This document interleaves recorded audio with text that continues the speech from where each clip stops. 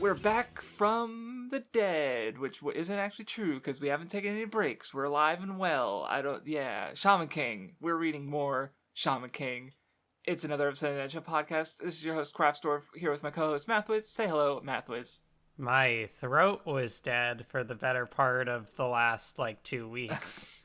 But thankfully, it was it didn't start bothering me until, the day or two after we recorded the last podcast, and it just mostly healed up the latter half of this week. So it's just in the window where it didn't interfere with any podcast recording. Yeah.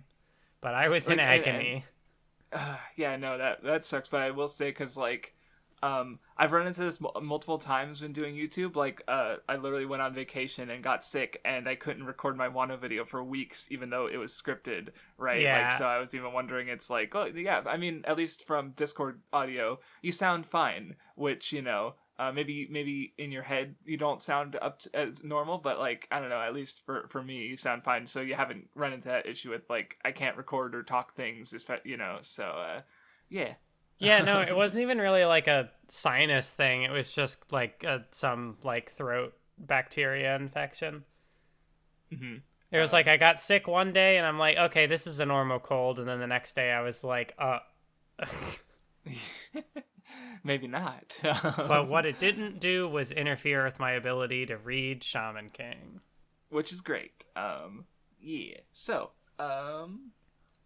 now that we're up to the big old tournament, do you want to give a quick general thoughts on the reading? It's pretty good. I feel now that the cast has solidified into the core group of characters, and we got the edgy boy. He's gone from the rival boy to one of the crew, and it's good. Then we got a different kind of edgy boy, I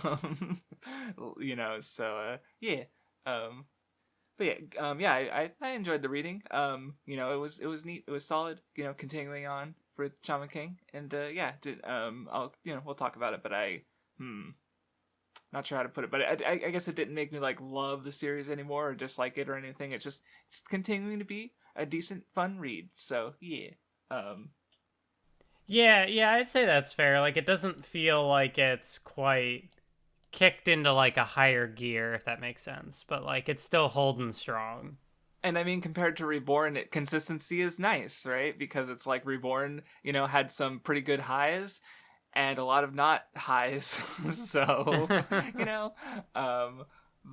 yeah. So anyway, getting into the first part of technically this, I think the wiki just divided, it considered the stuff in China as part of the first shaman fight, where I think it's also fair to consider that, kind of its own thing. But but we're still in the first part of the shaman fight or the end of it rather, getting into, Yol versus Ren. We get some, Silva's made into, Ren's officiant, and, we see his dad, N, who just fucking murders a panda. For no reason. Yeah, he's just being a dick. And, again, it does, further establish just how, the Taos treat life because they have control over, life and death, so it's whatever. It doesn't matter. It's just a bear. It's just a living being. Yeah. Oh, yeah, they also introduced did they bring this up before? The power level system? Not that I remember. They were kind of mentioning it, with because Horo Horo had a stronger spirit, but they mentioned Yo had a stronger focus, spiritual focus. But I don't think they gave us raw numbers. No, this was the first time they assigned a number to it, because they had mentioned some people having more mana than others, but this one it really factored in as a mechanic in the battle. The numbers were very part of the drama. Yeah, I think honestly just the fact that it had a power level system back when I first read it, it probably bugged me, which was me being stupid, obviously, and one of the reasons I wasn't as into Shaman King. Where reading it now, I guess how I feel is I don't mind it being a thing, especially because typically the point of bringing up power levels is to establish that like fixation on just power and strength isn't really, helpful for determining like who can win an actual fight. Right? But like one thing I just thought about is just how like it doesn't just use it every single fight, right? Like the big one against Boris at the end of the reading, I don't remember getting any number there, right? Like we're not like, oh, this guy's got such a high power level. Like no, it doesn't really matter for that fight, but it does come up in the future. I remember that much. So it's just like, so it's there. It's just not something that's like regularly brought up, I guess. Which is neat. Because I remember Kinnikuman, I feel like once it got into the power level system, it just brought it up every time. And it did not that, again, it did different stuff with it, but I just, I feel like, I don't know, and I could just be completely misremembering, but I just remember it, and it's just the way just the two different ways to use the system, basically. And of course, even with Shaman King, it's like, there's two systems. There's the, mana, and then there's like spirit power. So like, as they've kind of touched upon how like nature spirits tend to be stronger than human spirits, but then also they introduced the X-Law, who seem to have like, I guess it's implied that the angels are just human spirits that have lived such a long, been dead for such a long time that they've become more like gods, basically. So yeah, lots of different stuff going on. So Yo's going out to fight. He's just chilling. He's not getting all worked up over it. He's still Yo. Oh yeah, there's also the conversation with Tamao and Anna, and I just sort of noted how like, little because she has her line about like women protect the home and stuff. So I don't know. I was just thinking about how like last time, I was kind of talking about how like Yo isn't super masculine of a dude, and then even like Anna being kind of tough, but like. I don't know. And then just another thing to think about, but I didn't really get any takeaways, so I just kind of brought it up, wondering if maybe you had something to add, but... Not in particular at the moment. Okay. Well, I guess, think about it, she does end up leaving to go to America anyway, so, I don't know. I don't know if that's maybe, like, one of those things where, like, I feel like with how she carries herself, like, just in terms of, like, it being kind of, like, in a range thing, and so it kind of feels like sometimes there are just, like, expectations it almost seems like she feels she has to, like, live up to, or, I don't know. I don't know if this ties into that, though. Maybe. I hadn't thought about it like that. So anyway, Ren comes in, the fight is approaching. I like how when he first shows up, like, it's already a really big cloak, but then, like, in the next chapter, the collar has just, like, exploded and it's bigger than his head. And it's just, that's an aspect of this character design that's, like, really goofy in a fun way. Like, I also noticed in this reading, which I don't think I had properly processed it last time, that, like, because every time I see Anna with, like, without like the headband or the thing, bandana. Yeah, the bandana. And with the short hair, I'm always just like, it takes me a second. Like, I have to do a double take, and it's like, no, it's just character? That it's just that the bandana is way longer than her actual hair, and just things like that. I think are it's like, it's goofy and over the top, but that's why I like it. No, I did notice the collar just exploding. Like, that's actually really fun. Like, was the collar drinking milk too? Shit. Because they even did a joke where it's like, Ren, you look taller. And it's like, yeah, I've been drinking milk every day. Which is just, because, yeah, I get, because he was definitely, like, shorter before. So in, like, a month or, like, 3 months, he just fucking shot up. Finally got his growth spurt. Yeah, I forget if it's this first fight or if it's, something with, like, when they go to rescue him, but there's, like, the interaction where Yo's like, did you get taller? And he's like, I'll fucking kill you. Don't do this. But anyway, the fight starts. Ren's confident. Oh, yep, there it is. As soon as he takes the cloak off. Did you get a little taller since the last time I saw you? Of course. I drink 3 glasses of milk a day. Yep. And also, like, they get so, he's literally like, I will not be mocked. And then but it's like, no, they still have to just wait there. like dumbasses until the fight actually starts. Like, the Oracle pager has no sense of dramatic timing whatsoever. Like, it's like, no, you're gonna fight when I fucking tell you to fight. And you're gonna stand around for like 2 minutes looking like assholes until I tell you to fight.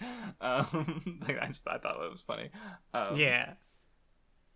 For some reason, I also just thought of like how I've definitely seen the like, oh, this character's short, so you gotta drink milk. But like, I can only ever think of like Full Metal Alchemist, where like it feels like that's the one joke with Ed's character.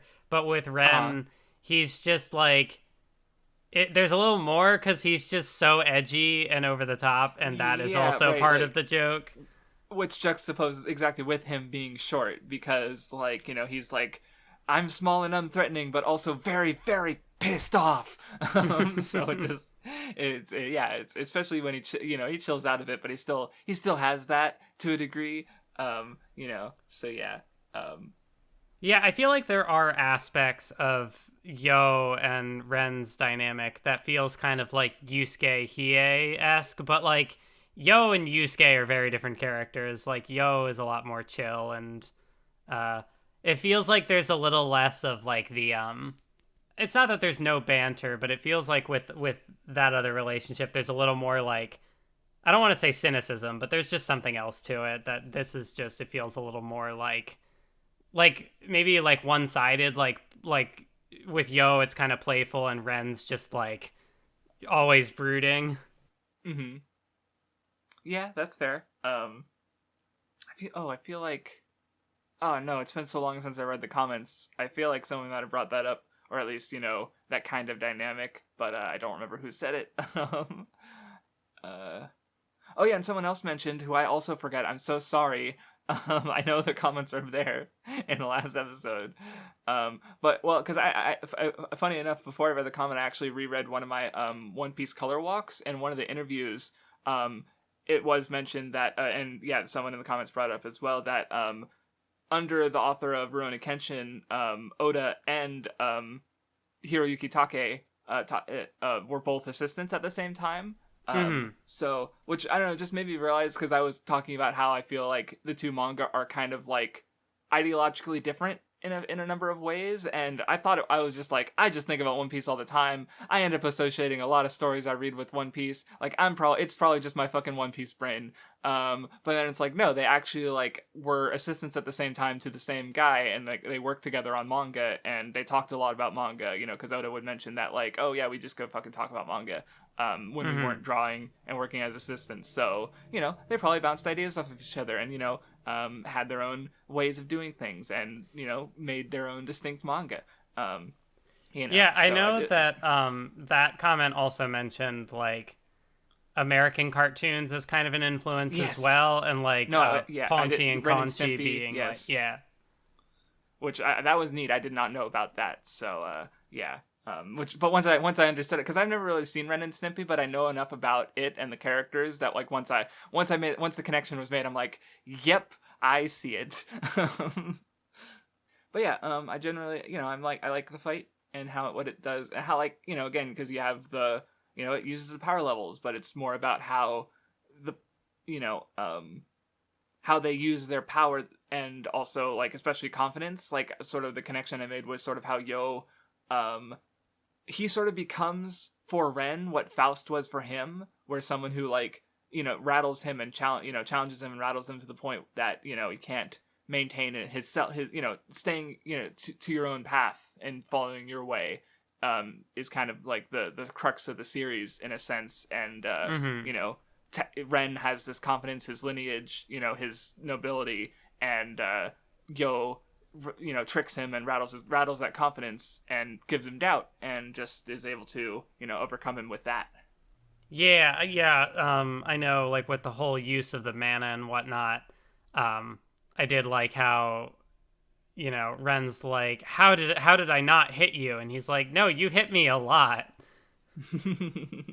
But it's like, it's not that like, like Ren doesn't get that like satisfaction of like, yeah, I took him out, because it's, Yo doing smart things.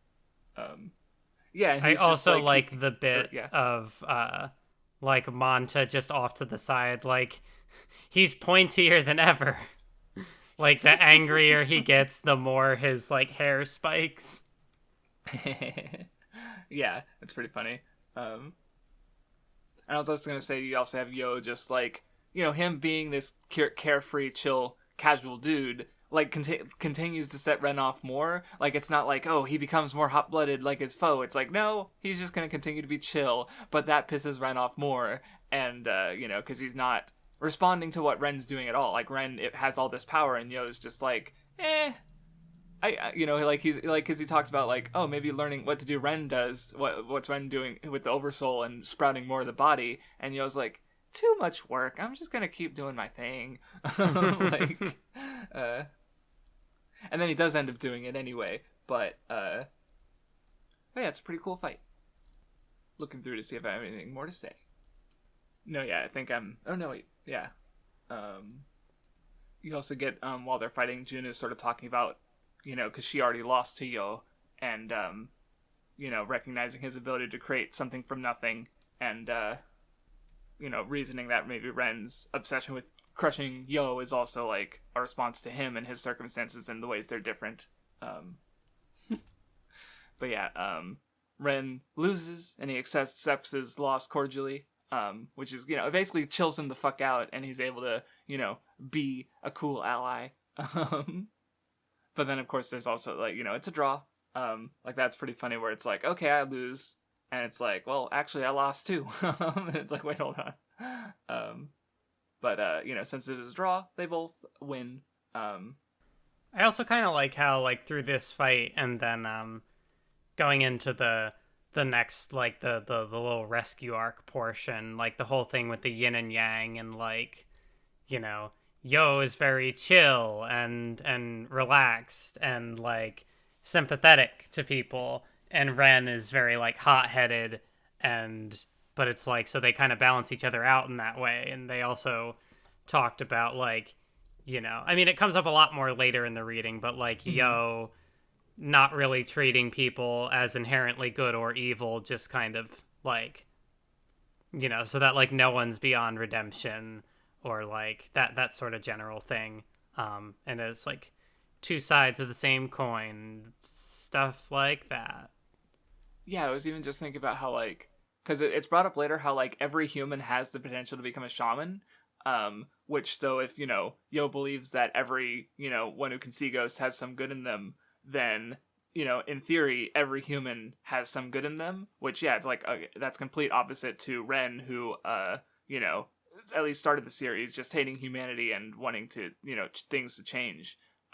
Though I'm also thinking about that in contrast because we get introduced to Hal this reading, and he wants to create a world with only shamans, basically. Like, he wants to get rid of, he wants shaman supremacy.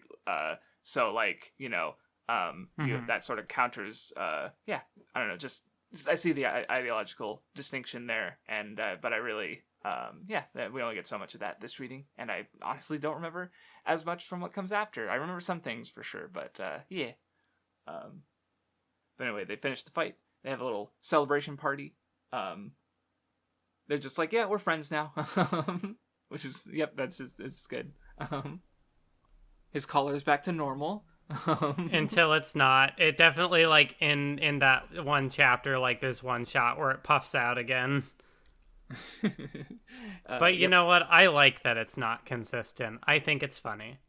No, and I mean, in fairness, like, that's just true of a lot of just manga and even media in general. Like, I think I remember watching Godzilla vs. Kong, the recent one, and like my dad pointed out how like Godzilla's size kept changing, and I was observing that it's like, well, yeah, because like there's shot composition and stuff to consider, where it's like keeping a consistent size doesn't necessarily make for the most like visually interesting story, so to speak. And it's especially true of manga, because I remember there's like with the going Mary, going down the reverse mountain and running into Laboon. Like, if you actually, like, scale it, well, their sizes relative to each other keep changing, but it makes for a more readable manga, basically, instead of just, like, and that's true of basically any manga. Like, there's even, something with a style like Berserk is going to have, like, exaggeration to get across, the feeling, basically, while reading it. So, So yeah, having a ridiculously sized collar is part of that. So yeah. I feel like also just like looking at kind of the structure, the more we get into the shaman fight, I feel like Shaman King also kind of has its own sort of take on like the journey matters more than the destination, because like they even kind of have like calling attention to it at the end of this reading, where it's like, this is all for the shaman fight, but we did this thing and we did this, like all these disconnected things that kind of just like kind of compile together into the I don't know. It's interesting and it's cool and I'm vibing. No, yeah, I guess like that's a good way to, because like yeah, we've had the 3 fights so far, but like and they were important in their own ways, but definitely like the most important stuff this reading hasn't involved the shaman fight. So yeah. And also, I feel like that also kind of ties in well with the whole like humanity's like lost touch with nature, and like the stuff from the first reading with like the spiritual elements and things like that. I feel like just kind of like appreciating the world around you, I guess. Yeah, and what you made me realize is that like, because we found out that How and the Patch Tribe are connected, and so in a way the shamans have also lost touch with humanity. So it's like, it's not just like, oh, the human's bad. It's like, well, no, both sides have reasonable issues and unreasonable issues, perhaps. And like, Yo sort of being, he's wind, he accepts everyone in his warmth, right? So he's someone who can perhaps tie these two worlds together. And yeah, I also like how that, after you get all the big shaman fighting, you do just get some chill, like, they're just Yo's going to school, and then he's hanging out with Tamao and shopping, and it's just like more, casual, chill stuff, before we get into like the real, big stuff in the story, relatively speaking. Yeah, especially when it's like, oh, the shaman fight will change your life forever. So they're kind of getting those last moments in of like appreciating the present. Yeah. Then we get Boz, I don't know, they're bozos, all right. The rockin' monks, who just come in to cause trouble. They fucking murder Ponchi and Conchi with their exorcism. And yeah, they even talk about how they're just like thinning the herd before the shaman fight even begins. Oh yeah, then Ryu comes in, and he's just like, yeah, I'm really strong now. Get fucked. And like, I remember it's just like, I think especially when I first read it, because he feels like a kind of gag character, but it's like, no, he's fucking tough. He's got his Tokagero, his lizard man, and he just takes these guys out no problem. He's like, he's a very cool gag character where it's like, you still get all the bits of like his pompadour getting chopped off in different ways, and he comes back with a different design every time. And like, God, like just the way it just like goes back and forth, and like it ends off the reading, and he just like takes a comb and he just makes it normal again. And it's like, let's go. Yeah, it's very fun. There's also the gag of like, see, here I am in the opening ceremonies. I was a shaman the whole time. You didn't ask. I was trying to go through and look and see if I could see him, but while during the discussion, but that wasn't it. I was also focused on talking and trying to continue the discussion. So I did not notice him, but I'm sure that those panels are exactly like they were published. So, yeah, no, it's like this reading also has a moment where there's like, I think just like 4 pages of just like, here are all these character designs of people who are present in the shaman fight. And it's like, I'm not going to remember all of those. So like, I'm sure they'll show up later, but like, that's just so many. There's so many, like, just here, like, especially the page I'm thinking of is the one, it's like a 2-page spread where it's literally just a bunch of individual panels of just like not even big panels, just, and every single one of them is a unique character, and I'm like, Jesus Christ, dude. Oh man. And I'm especially wondering because like obviously the series is over, so I'm like, oh, how many of these guys become important? Because I don't really remember. Like, I remember a lot of the major characters, at least design wise, but there's a lot of minor ones, and even some of the major ones that like I just don't remember that much. But just so many characters to work with. So anyway, we get a scene with Ren on the train, sort of connecting with that humanity he wanted to destroy, and he even admits that he's lost his way. And all that conveyed through him just like eating a sweet bun, and everyone's just like, what? Then he's gonna go fucking fight his dad, overcome his family. So on that note, I want to bring up like one of the things. So I remember when we were talking about Hunter x Hunter, I mentioned how like when I first read it in like 2015 or so, I was really surprised with how the Zoldyck family arc went out, because it's like, okay, yeah, they're going to save their friend, they're going to fight the family, it's going to be a big rescue arc, and Silva's like, okay, you can go. And it's like, what the fuck? This is the arc I was thinking about. This was the one in my head, because there's so many like similarities, I think, where it's like you have the edgy boy of the group who goes back to his toxic family and he's captured. I definitely made the connection too. Yeah, but then this is the series that does what I was expecting Hunter x Hunter to do. Like, it's probably because I read this first. I mean, also rescue arcs like One Piece, and I hadn't really been familiar with Bleach, but or even Naruto really. Like, I knew they had rescue arcs, but like it's a very common. Fucking Nisekoi has a rescue arc. It's awesome, right? And that's not even a battle series, but so I was aware of it for sure, but like probably because of the similarities between, the Taos and the Zoldycks. When I got to the Zoldyck arc, I was thinking of this one. It's like, yep, they're going to fight all these guys. And it's like, they didn't. And I was like, what? So yeah, but not that this arc's bad or anything, but it's like, it's fine to be straightforward. Like, it does what it does and it does some good stuff. It's just, it just built an expectation that, yeah. Like I'm also imagining like they might have even been like kind of published at similar times. They were both manga were published in 1998, I believe, and they both like actually I'm because see Hunter x Hunter had hiatuses.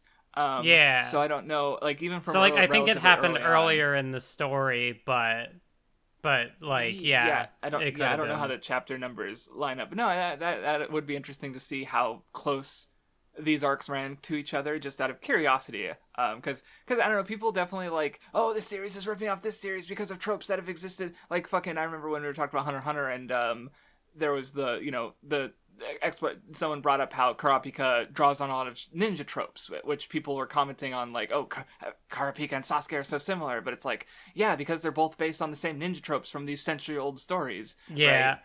Which is so, it's like, a rescue arc is such a common thing, and like like the fact that there's just like having these families, like even if these arcs are similar, they're still executed in really different ways, and they both offer different things to their stories, and it's good. So yeah. Oh no, Ren mentioned bringing an end to the cycle of hate. Kishimoto, no.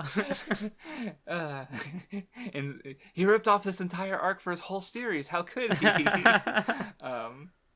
Oh yeah, another thing that just sort of came to mind is because they use the Zhongxi, the zombies, which are so I've just been reading, I think it's ending soon, as an action series in Jump Plus called Zhongxi X, which is like, it's a battle series that kind of heavily focuses on that sort of idea where they exercise and fight the monsters basically. So it's I recognize it. I don't know, it's similar to Horo Horo being an Ainu, where it's like it's cultural stuff that I wasn't as familiar with back when I first read this in 2011, but I am now. So, it is what it is. Just something I was noticing. But yeah, Ren is beaten by his father because of his doubt, where, his father is pretty, confident, at least at this point. Also, one thing that I think thought was neat was, interesting just because of how it was published as a volume. Because in between you get the, like, character files. Like for in this one, you get a lot of the Zhongxi, and then like later you see some of like the X-Laws, I think, before, or their angels before they even like show up in the story. So I just thought of how it's like, are we being spoiled in a sense? Like, they're just visual spoilers, but it's still like, here's his design, and it's like, oh, okay, I guess all these Zhongxi had different stuff going on. But before we even get to actually seeing them introduced properly in the story, so which is fine, they're minor antagonists anyway. But just something I noticed. And also just like the manga moment of like the chapter ending with Basin being like, "Yo, I beg you, please save Ren," and he's like on the ground and dying, and the next chapter is just like, "Oh yeah, I'm a ghost, I can't die." Like, it's so stupid. And even just like the way the first page like continues off of that, it's just really dramatic, where it's like, if you're reading Jump, it's just like that's how it be. Where it's like, because like I've especially noticed that if you look at the first pages of a lot of chapters, there's usually something like eye-catching about them, just because they want to get new readers. Like as you're flipping through, it's like, what the fuck's going on in there, So but it was a funny gag. So, but yeah, Ren and June talk for a bit, about their dad before Ren has complete faith in Yo. And his friends, and and then Monta's there for the cool team shot and team pose, and then like later he's like, "Wait, why did I come? What am I doing here?" I mean, yeah, I guess he's going to help his friend, but also, he's just a little guy. Yeah, like everyone else is doing a badass pose, ready to fight, and he's just there, standing. He's just standing there menacingly. But yeah, they get their first opponents, who Ryu and Horo Horo are just able to, walk through, basically. And of course you get the Ryu's fucking getting his hair split in half.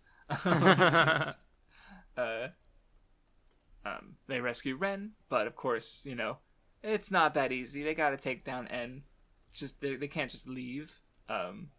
Ren and Yo have a moment where Ren's talking about his goals, and Yo's behind him all the way. It'll work out. Oh yeah, is this also where it gets mentioned about like the tattoo on his back, like the scar? Yes. Yeah, I saw that and I was like, I called it. I can comprehend what I read sometimes. Yay! I can recognize Let's patterns. Fucking go. And yeah, Ren kind of like, how does he put it? It's like he doesn't blame his father for trying to push him down a path, but he does blame himself for walking down it. So he wants to sort of find his own path by confronting his father.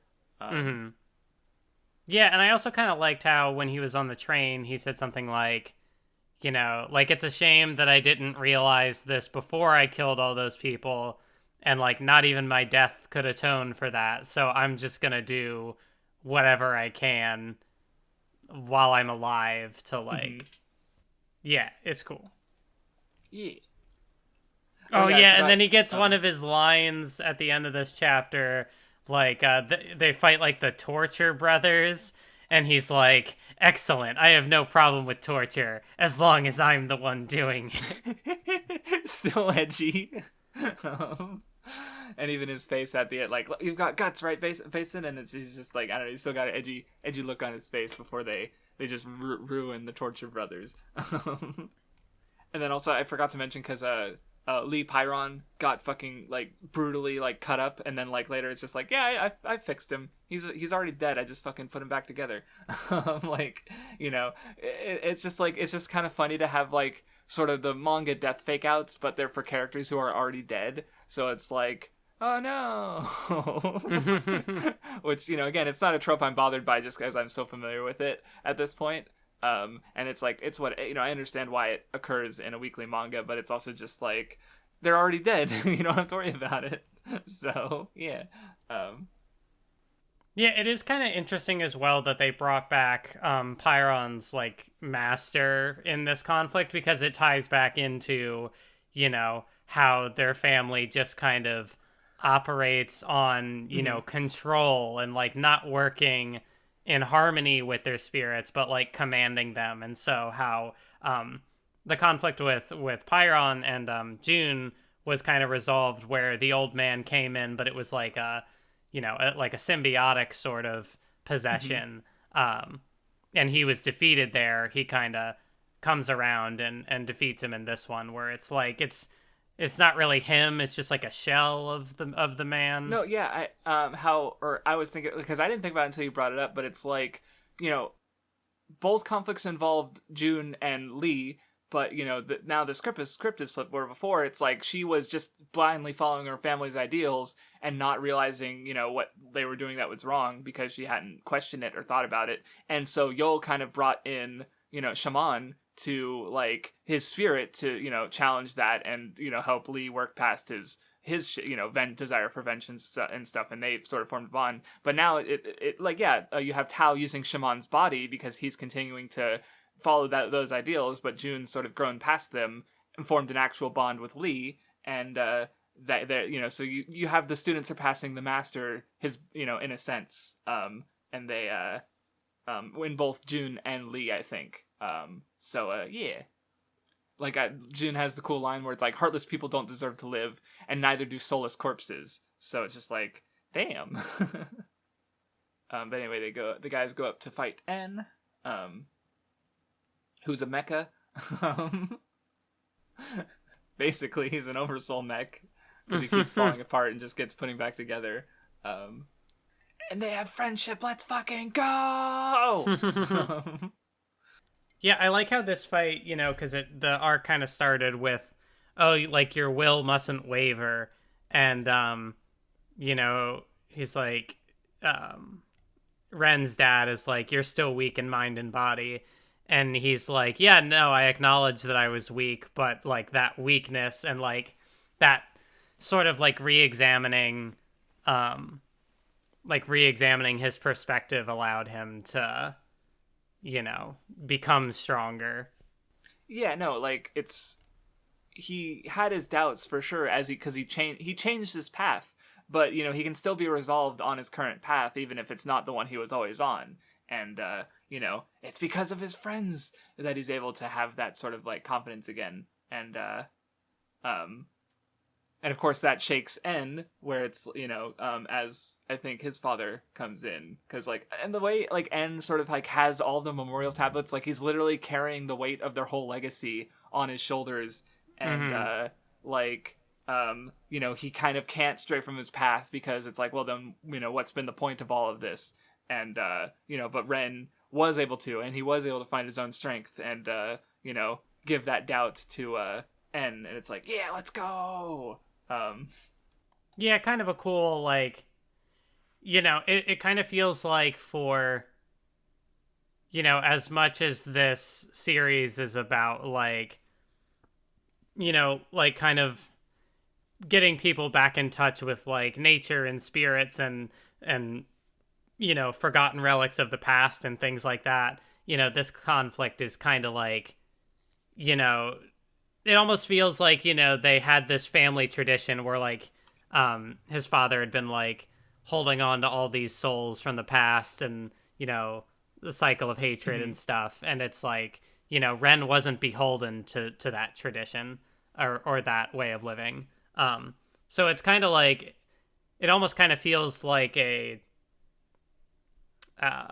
what's the word I'm looking for? Like a flip on the general, I don't know. I feel like that thought fizzled out partway. Were you sort of going with how it's like, because if there's these traditional shamanistic ways, and that are being lost by the modern, world, and well, here's the sort of reverse where it's like you have maybe not reverse, but it's like more the, you have this family that's holding on so much true to their tradition, to their history, that they're the ones who are lost, basically. Was that kind of what you were going for? Or yeah. Something along those lines, yeah. Okay. And yeah, they even talk about how, like, or the grandfather talks about how things like light or darkness or beauty or good and evil, their definitions can change, which, like, because he says, like, because they have killed people, but, I guess, like, if you encounter, because I guess I've been thinking about it because I've also been reading Vinland Saga recently, which also deals heavily in, like, war and vengeance and finding peace. And just, like, one thing the author talks a lot about the afterwards is just how, like, different the cultural values were, where it's like how you can kind of understand why like Vikings had the mindset they did, and just like, you know, how killing and death were very different in times where like there weren't as many resources, and you know, so just like, yeah, things changed, and maybe the Tao family didn't change enough, basically. You know, what they're doing now is considered evil, but maybe it wasn't back then, right? So and then they have all this philosophical discussion, and Ren's like, okay, I'm gonna go. Oh yeah, I guess one, because I was thinking while we were going through it again, it's like, you know, why was Malta here? Like, obviously there was the joke, but like, why was he here narratively? And he does have the one page where he's talking about like, you know, wanting to discover the truth of the world after thinking about what, you know, Ren's grandfather was saying. So even if like wasn't like a major active player, he was like, you know, he's been getting more perspective in his life, because like, you know, he was all hemmed in by his family, and now he just went to fucking China, and now he's going to America, right? Like, he's still, you know, a character. He's still gonna be around doing stuff, even if it, you know, yeah. So I don't know, just something to think about for me, as I go forward. And N gives Ren a sword, you know, sort of like putting his faith in him, in a sense. You see everyone's last goodbyes to their friends and family as they go to prepare for the shaman fight. Yo and Anna spend the night together. It's a cute little chapter. Yeah.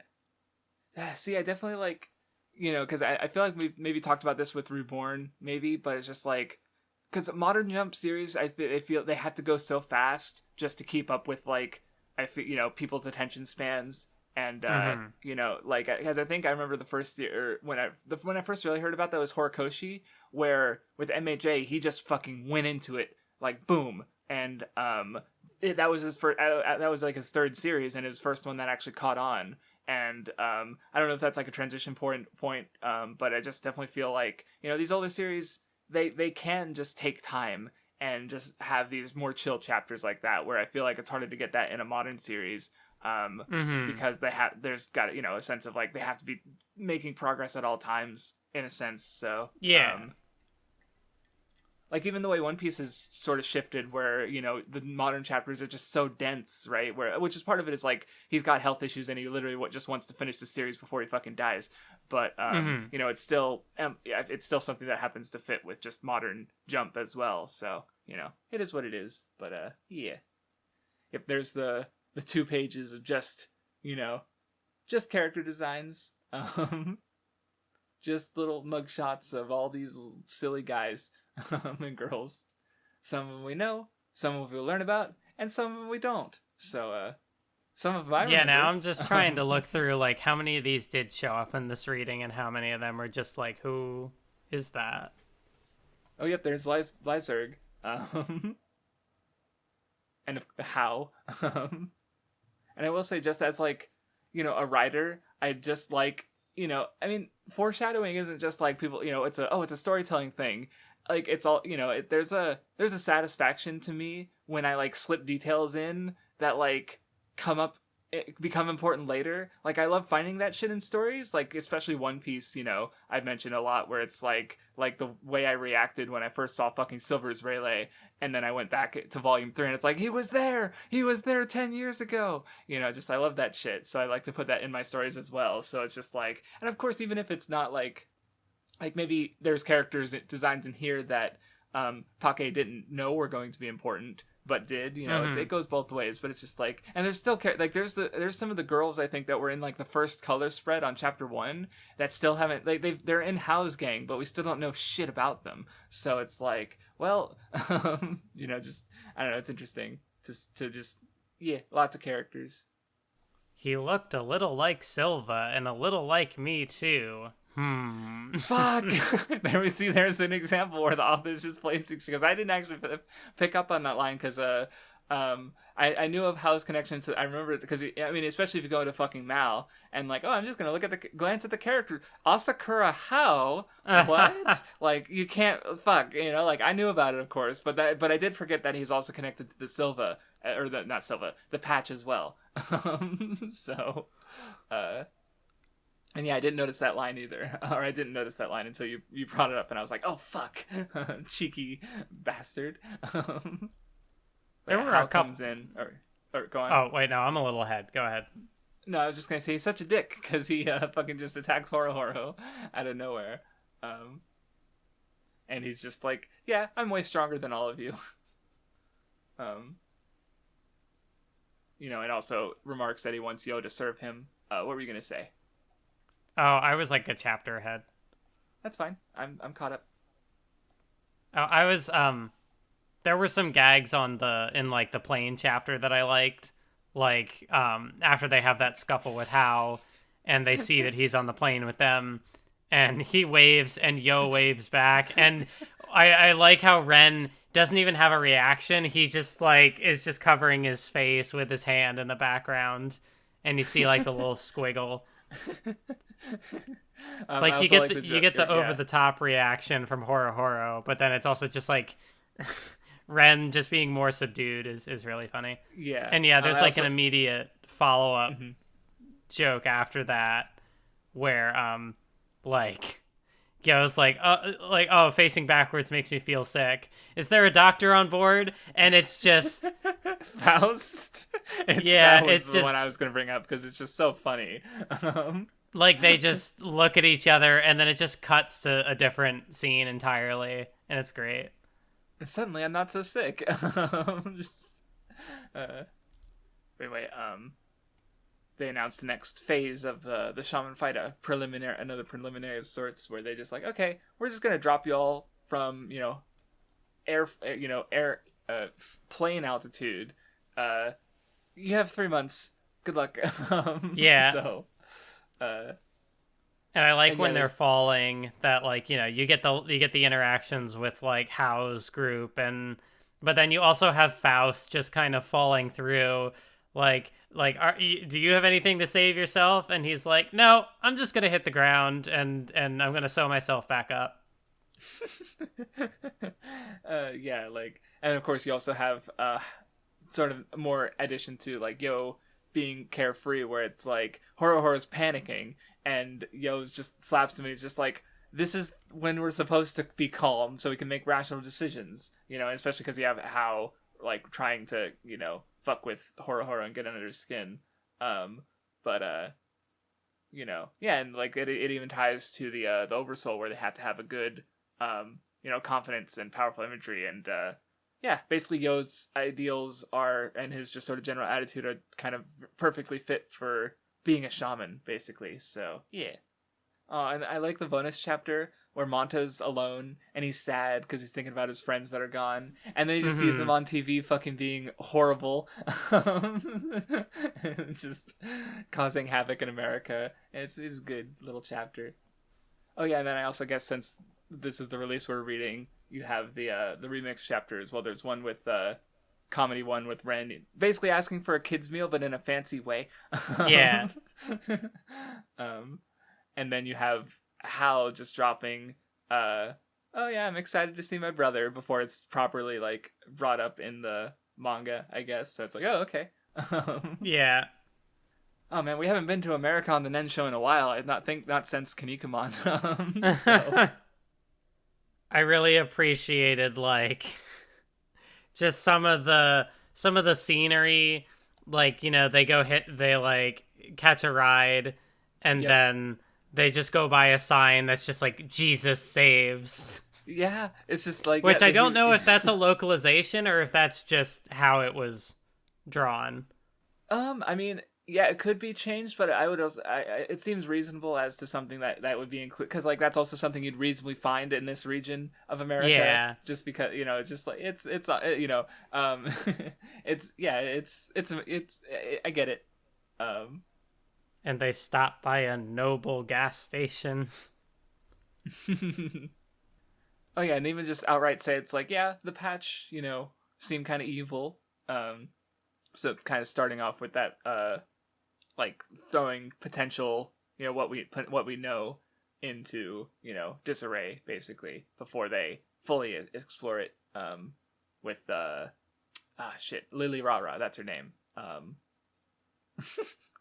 There's the gag where Ren's talking about, reduces them to being peasants, and Horo Horo gets mad and calls him Pointy Head. And Ren's like, how about I stab you with it?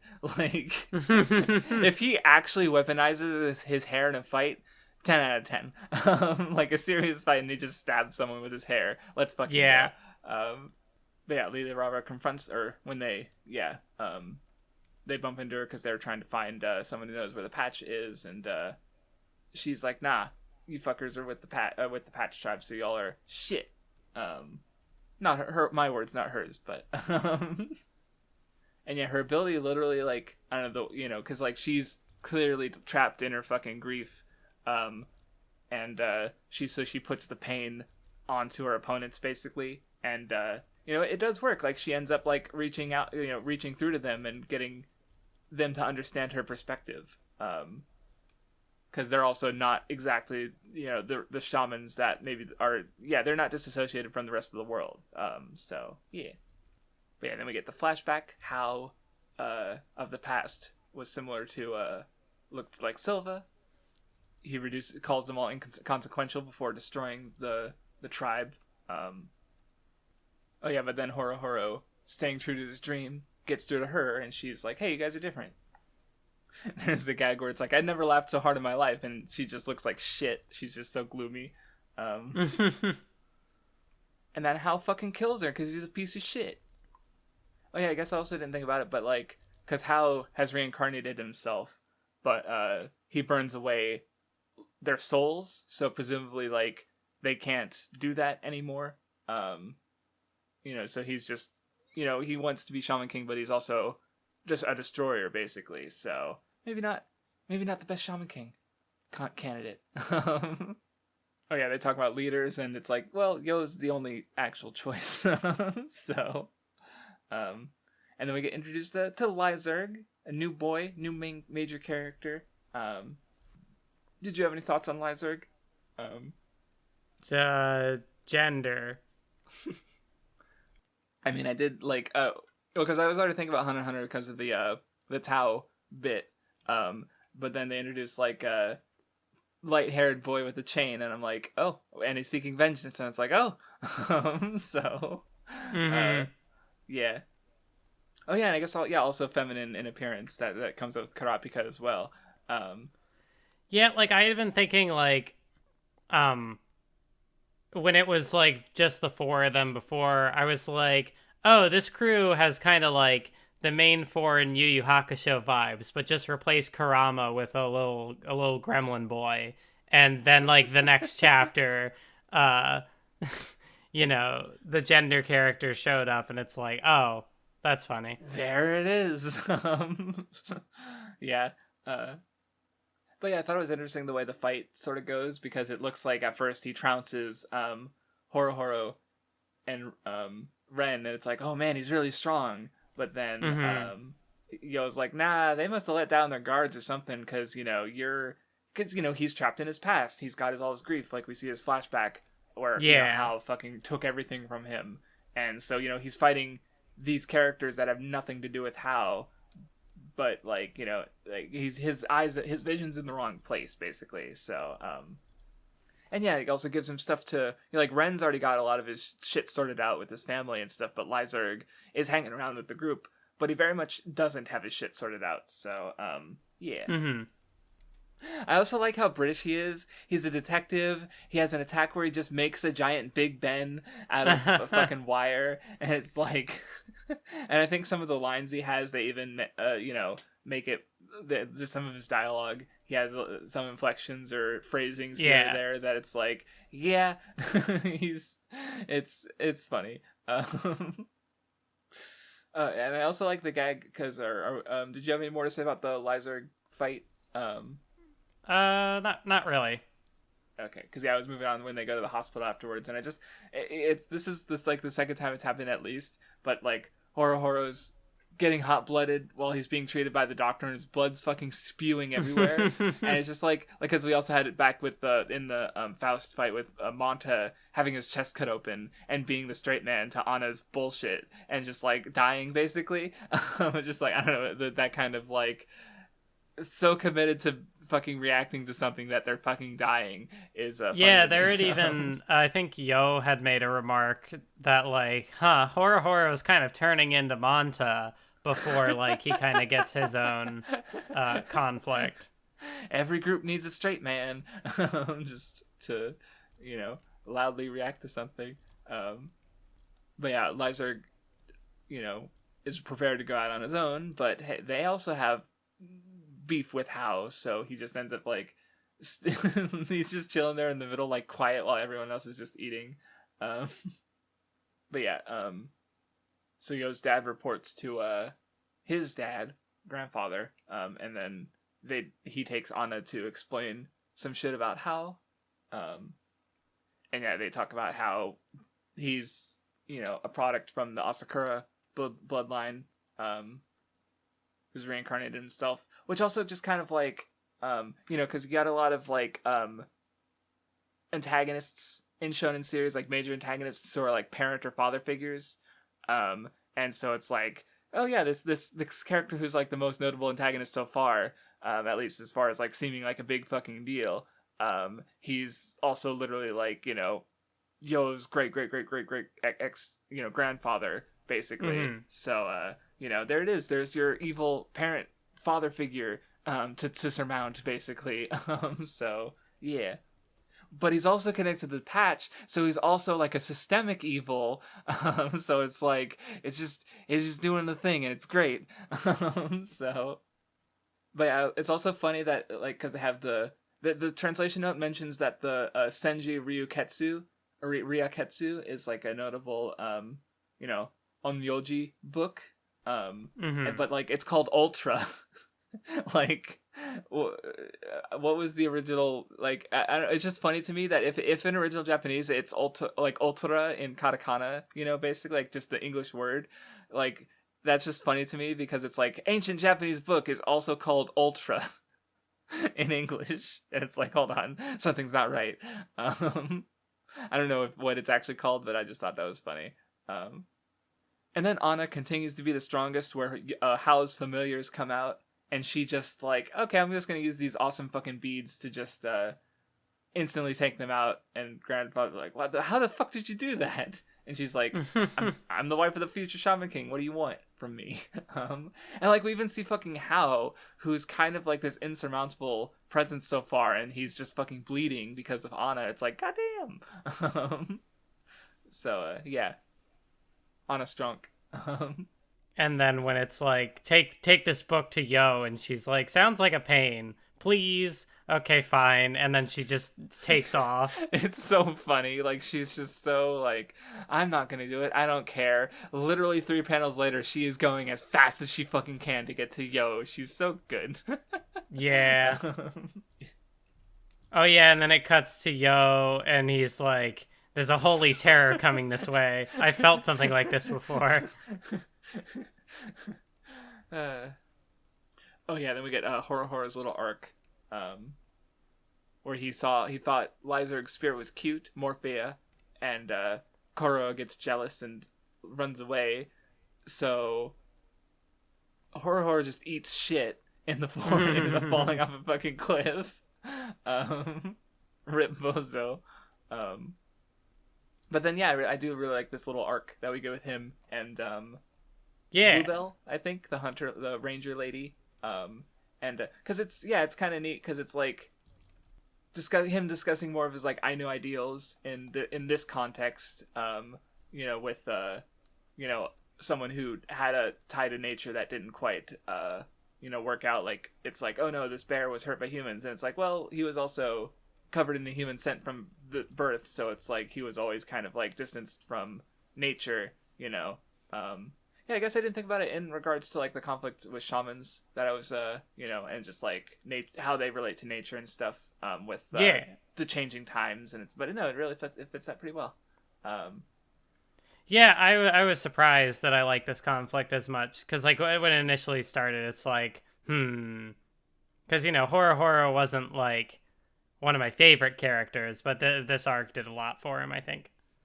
Oh no, for sure, because yeah, he's been just kind of like a silly, hot-blooded dum-dum, but this grounds him in a bit more like emotional weight, so to speak. I also like how when he wakes up and Bluebell's like, both your legs are broken, and then he still just kind of gets up and goes to leave, and you see like the sound effects, like just his cast just clomping on the floor. It literally doesn't affect him at all. He continues to do the rest of the arc with apparently broken legs, or he just heals really quickly. But it's just like, yeah. Shamans are just built different. Then Bluebell pulls out like a fucking shotgun. Yeah. I was also going to say, because we have a character file for Apollo and Bluebell, and Monta's just there for scale, and I think, like, I don't know, just the idea of, like, using Monta as a unit of measurement, like, I just had that idea, and I was like, okay, that's really funny. Just, like, because it's really fucking stupid. Because there's no other reason for Monta to be there except for, like, this guy's really small and this bear is really big.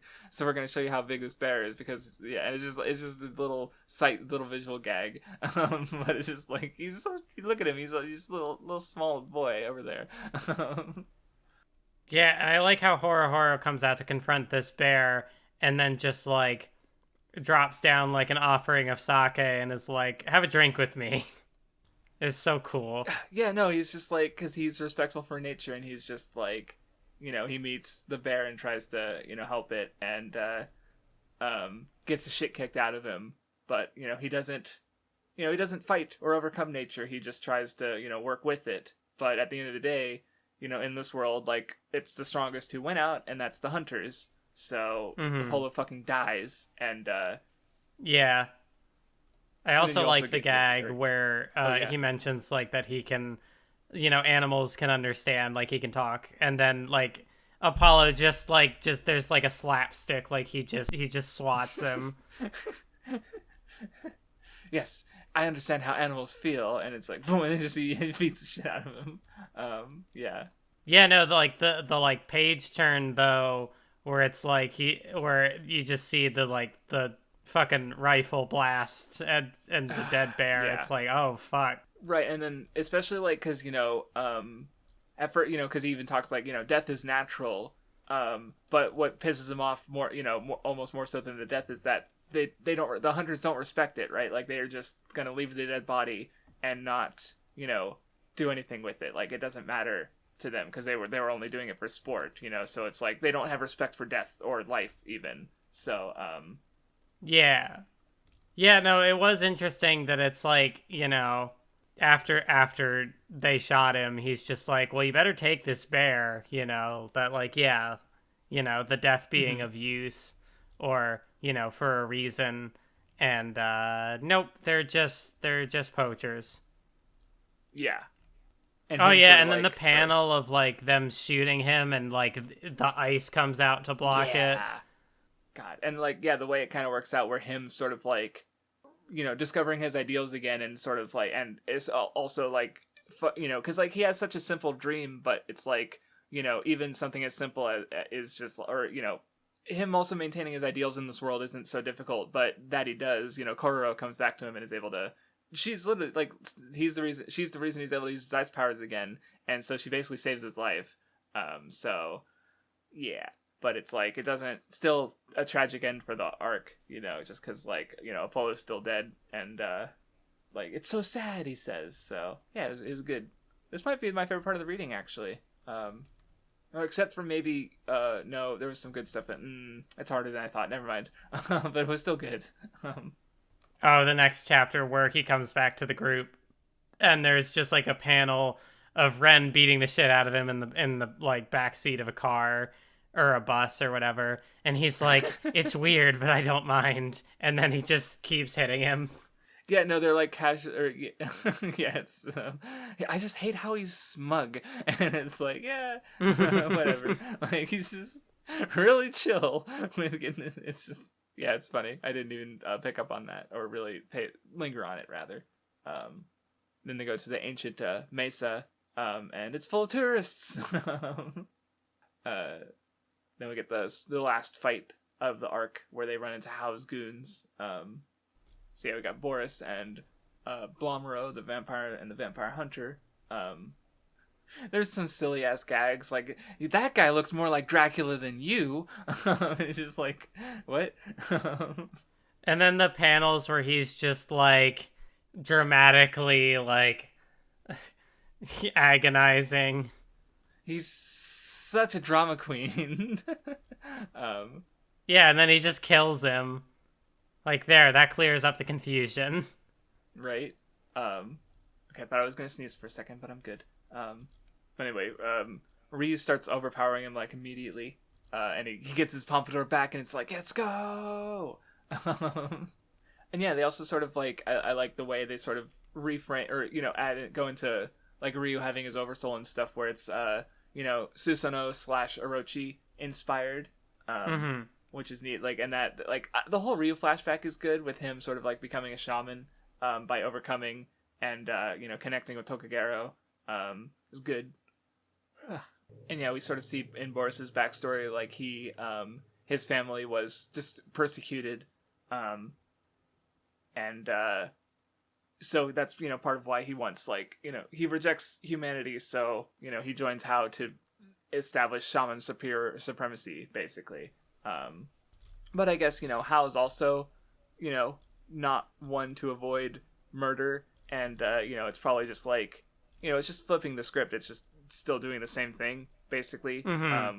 So he's not actually achieving any change. Like, I think they even comment on how he's a destroyer himself, or Boris rather. Or yeah, that's how Ryu frames it. Is like, I'm seeking my happy place. You chose destruction. Yeah, and there's also like a cool resolution to the part where like, oh, like my oversoul has taken over Lyserg's body, but it's like then he stops cooperating with him because it's like, you even get a moment from Ren that's like, I used to, enslave these ghosts like you, but like, yeah, they were able to connect with their hearts, and like, so they were able to do that here, and it's good.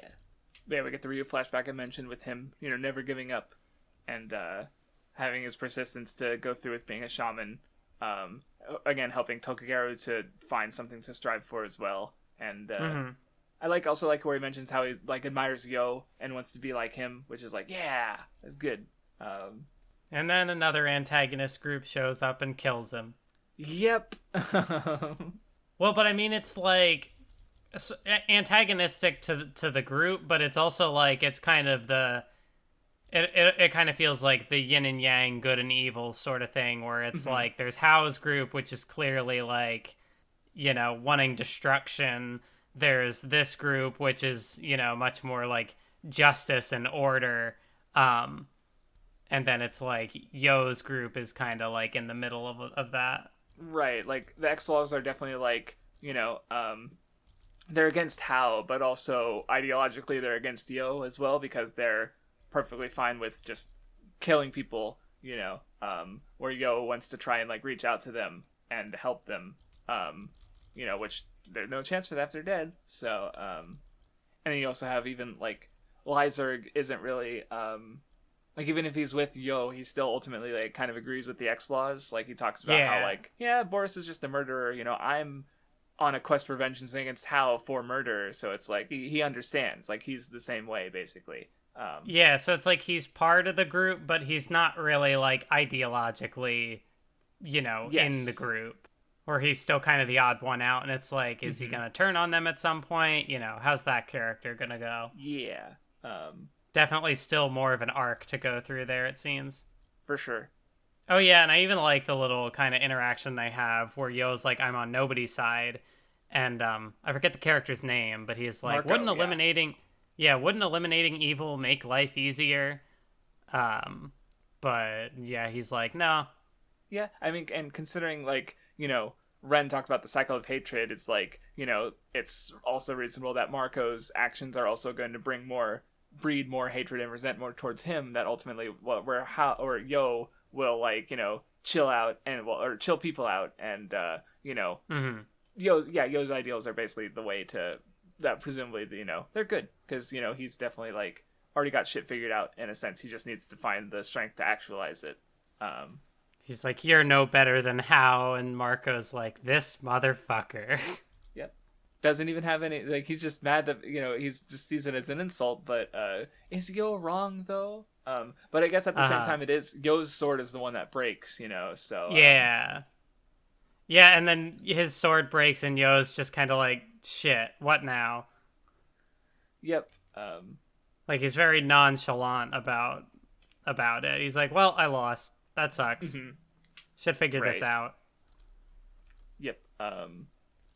Then we get another, while they part ways, we get another confrontation between Hao and Anna. Fashion. Yes, she's so... You never know when we'll bump into Tom Cruise. She just won't shut up about that. It's funny. And then, of course, Hao even wants to get Yo to get stronger. So he sort of has that kind of like Hisoka energy, where it's like he's an antagonist and a piece of shit, but he also kind of wants the protagonist to get stronger, so he's kind of facilitating, that aspect of the story in a way.